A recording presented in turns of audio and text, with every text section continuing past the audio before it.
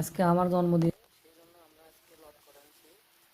তারপর তালের কোর, তালের তারপর এদের শন পাপড়ি, এই যে একটা তার সাথে একটা কি ফুটিকা, ফুটিকা না হলে কিন্তু আসলে চলেই না। তো যাই হোক, ফুটিকা নিয়ে এসেছি। তারপরে এই যে লটকন, তারপরে এখানে লাল খিচড়ি হবে।